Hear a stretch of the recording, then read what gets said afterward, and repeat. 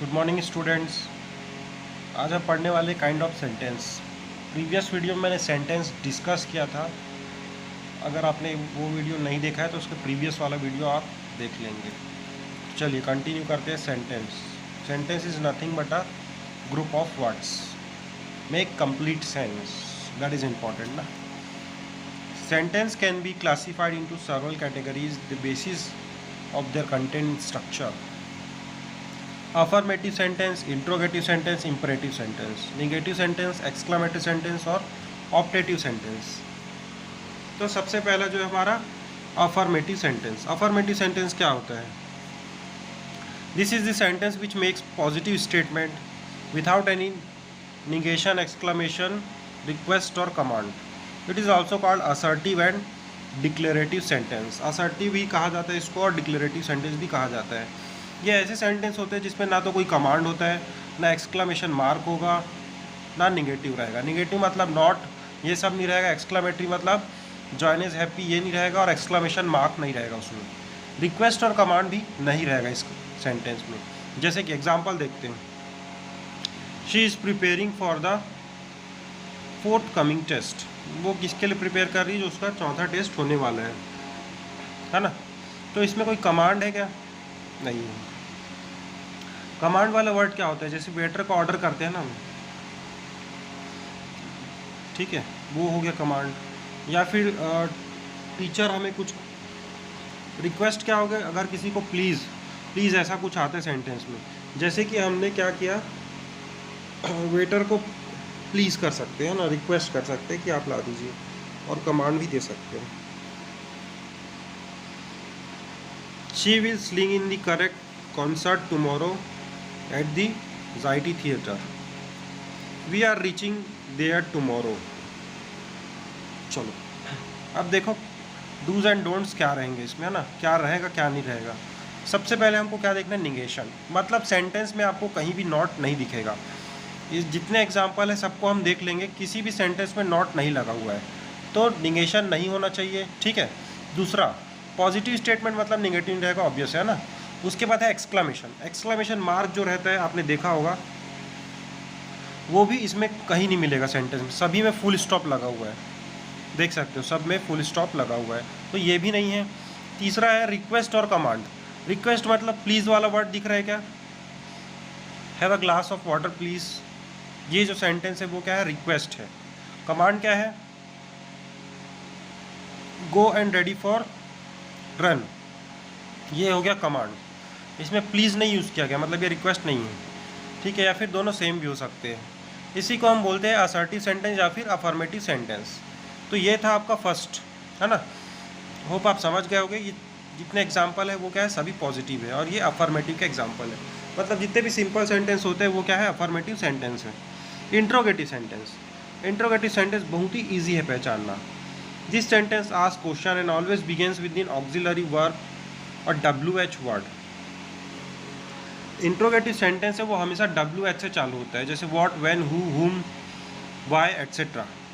It is always worked by the sign of interrogation at the end. और अब जितने भी क्वेश्चन देखते हैं, जो क्वेश्चन आंसर हम लोग सॉल्व करते हैं, जितने भी क्वेश्चन है उसमें इंट्रोगेशन का मार्क रहेगा, ठीक। या तो इंट्रोगेशन का मार्क रहेगा और WH से चालू रहेगा, ठीक है। ये दोनों बात आपको ध्यान रखना है इंट्रोगेटिव सेंटेंस पहचानने के लिए, ठीक है। कुछ एग्जाम्पल दिए है। What's making you wince, who will take care of the logistics for the function. Imperative sentence. तीसरा क्या है? Imperative sentence. इंपरेटिव सेंटेंस क्या है? This is the sentence which contain a command, positive और निगेटिव, रिक्वेस्ट और advice. देखो इस sentence में कमांड जो है वो पॉजिटिव निगेटिव दोनों हो सकते हैं, या फिर वो एडवाइस भी हो सकता है। एडवाइस कौन देता है? जैसे डॉक्टर हो गए, है ना, टीचर भी कभी कभी एडवाइस देते हैं। तो ये सब एडवाइस वाले सेंटेंस होते हैं। जैसे डॉक्टर बोलते हैं take this medicine and take this not, ठीक। Imperative sentence can be marked at the end by the full stop और sign of exclamation. Imperative sentence जो भी होते हैं उसमें एक्सक्लेमेशन का साइन का यूज़ होगा और फुल स्टॉप का। तो याद रखिएगा, इसमें दोनों साइन हमें देखने को मिलेगा, ठीक है। The use of exclamation mark at the end means the speaker wants to show urgency in the sentence, the subject is left out. इसमें हमें सब्जेक्ट नहीं देखने को मिलेगा, कुछ सेंटेंस में हमें सब्जेक्ट नहीं देखने मिलेगा।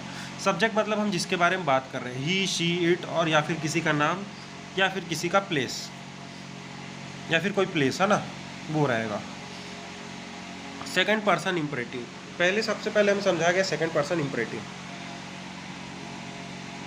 तो 7 क्लास अगर देख रहे होगे तो उनके लिए जो काइंड्स ऑफ सेंटेंस में क्या दिया है उसको देख लेते हैं। ये वीडियो जो है 7th और 8th दोनों को हेल्प करने वाली है ना। आपके काइंड ऑफ सेंटेंस में क्या दिया है ये देख लेते हैं हम, क्योंकि फर्स्ट चैप्टर जो 7 क्लास का भी सेम है और 8 क्लास का भी सेम ही है।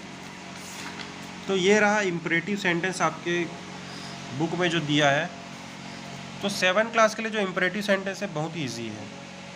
7th क्लास को ये सेकंड पर्सन इम्परेटिव नहीं देखना है, ठीक है, ये आपके लिए नहीं है, 8 क्लास के लिए है।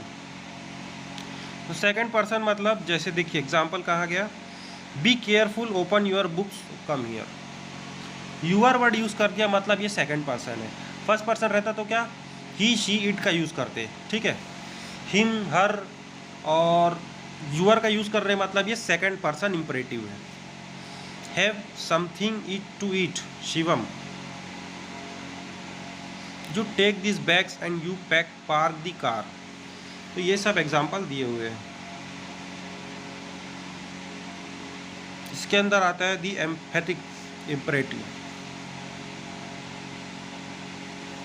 इन writing it is not usual to use an exclamation mark. जब हम सेंटेंस लिखते हैं तो जरूरी नहीं कि एक्सक्लामेशन मार्क यूज़ करें, क्योंकि इसमें दोनों दिया गया है। If you put it at the end of an imperative, example wait, don't do that.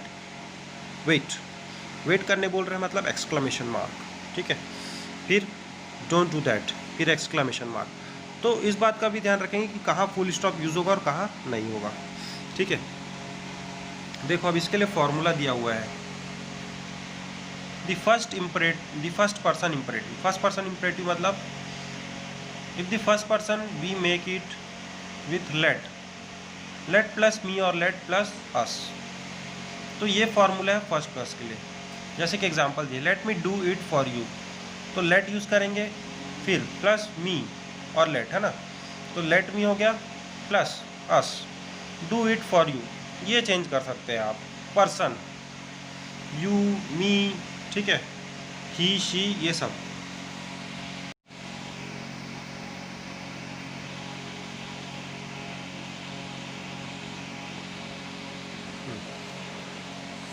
तो देखिए फिर क्या दिया है, third person imperative. First person, third person, second मैंने आपको बता दिया। इसका जो फॉर्मूला है क्या है, we make it with let plus him, her, it और देम। देखिए फॉर्मूला अगर याद हो गया ना एक बार आपको, तो क्वेश्चन इजीली बन जाएगा। लेट प्लस मी और लेट प्लस अस। तो लेट हमेशा रहेगा सेंटेंस में। ये देखिए एग्जांपल में सेकंड मी और लेट, तो अब एक बार लेट आ गया तो दोबारा तो नहीं आएगा, तो लेट मी। फिर लास्ट में जो है पर्सन रहेगा। पर्सन मतलब देखो, पर्सन मतलब हम लोगों के बारे में बात करते हैं या फिर खुद के बारे में, ये होता है पर्सन, है ना। तो पर्सन में अस मतलब हमारे बारे में बात कर रहे हो। तो देखो let me do it for you, ये चेंज हो गया है। सेंटेंस कुछ भी हो सकता है, डू इट फॉर हो गया इसमें, तो यू जो लास्ट में पर्सन चेंज है। लेट मी सी, ये भी छोटा सेंटेंस हो गया। लेट अस गो, ये जो छोटे छोटे पार्ट के लिए एकदम बड़ा सेंटेंस इसमें नहीं बनाते हैं। Let us go, let's do some exercise, let's go for play, ये भी हो सकता है ना। लेट्स प्ले विथ मी, ये। और उसको निगेटिव कर रहा है तो do not let's be worried, जैसे कि एग्जांपल दिया है। नेगेटिव के लिए खाली नॉट यूज़ करना है ना। Third person imperative,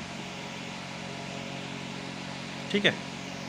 third person imperative के लिए क्या करेंगे आप, फॉर्मूला थोड़ा सा change. Let plus him, her, it और them, an infinitive without to.